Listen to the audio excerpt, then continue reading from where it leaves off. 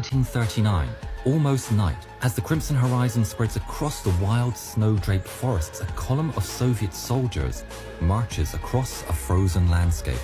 This is the Winter War, Stalin's invasion of Finland, Talvisota, as the Finns call it.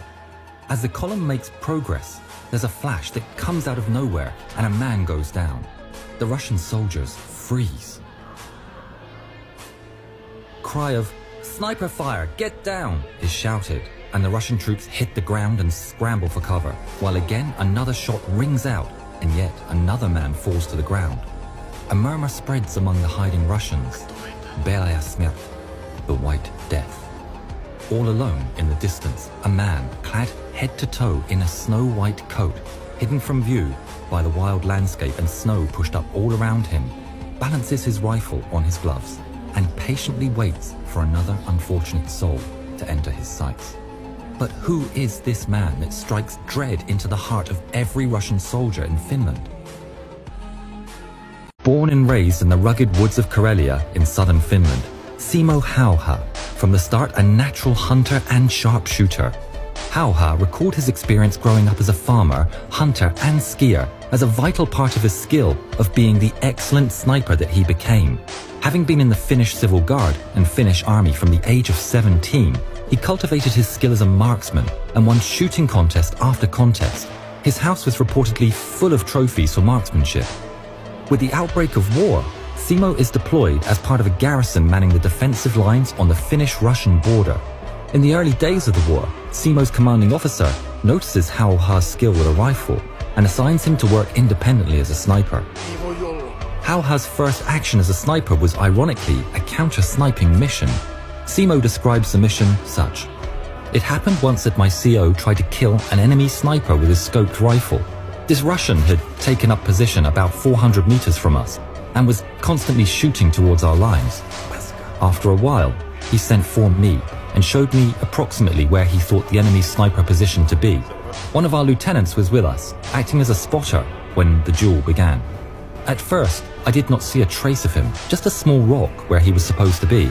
But after careful investigation, we spotted him behind a little hump of snow near that rock. I took careful aim with my trusty M2830, and the very first shot hit the intended target."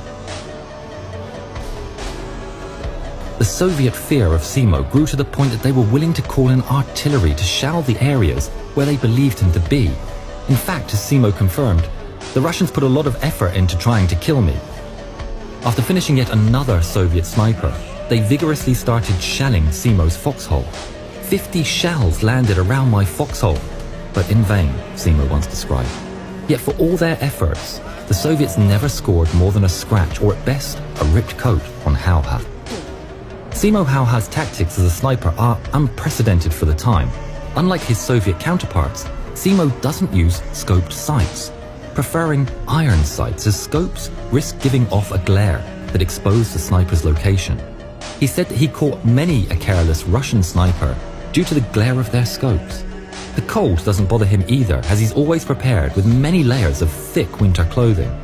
On a cold December day, Simo wanders into the wild and heads to one of his favorite spots, a snow-covered tree with low-hanging branches that creates the perfect spot overlooking a valley. With snow in his mouth, his breath doesn't give away his position. Hauha pushes up the snow around him, constructing a makeshift barrier, and with a daily ration supply, he sits and waits for hours. He waits, and patiently waits like any good hunter, until his patience is rewarded when a group of 4 Soviet soldiers march into the iron sights of his rifle.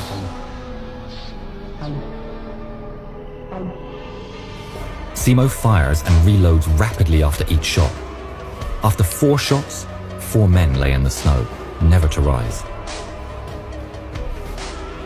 Simo goes on to fire his rifle 25 times that day, setting a record for the most kills achieved by a sniper in one day, increasing the ever-growing legend of Simo Hauha as the White Death in the Soviet ranks.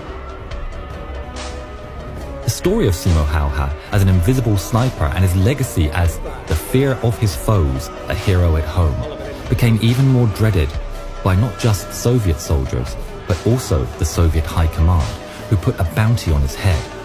There were Soviet snipers who wanted the bounty, going to the hotspots and waiting in ambush for Simo. One set up his position and waited for hours.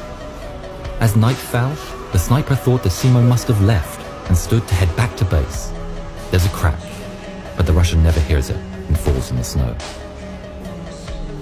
By the end of January 1940, Simo would achieve 200 career kills, and for this, Simo was awarded by the Finnish government a custom rifle designed for him, although he would continue to use his ever-trusted M2830 rifle. Simo continues to rack up kills throughout the war and achieves the remarkable feat of over 500 sniper kills in 100 days. In early March, he leads a squad of fellow Finns against a superior attacking Red Army force, attempting to penetrate through the forest. Of the battle, Simo recalled, "I was in the dark forests of Ulisma. We were given a mission to counterattack, one of many. We moved to our starting positions at early dawn. There was a swamp, some 300 meters wide, which we crossed without difficulty. Once over the swamp, we charged against the enemy that was really close to us. My rifle functioned very well. We were so close to the enemy that even some were only 2 meters away from me. The enemy was forced to withdraw, but some very brave individual soldiers remained behind to cause havoc amongst us. Suddenly there was a shot, maybe only 50 to 100 meters away, and I felt hit. There's a whoosh, and Simo gets tunnel vision, and then everything goes white for the White Death, and he falls, hit in the jaw by an exploding bullet.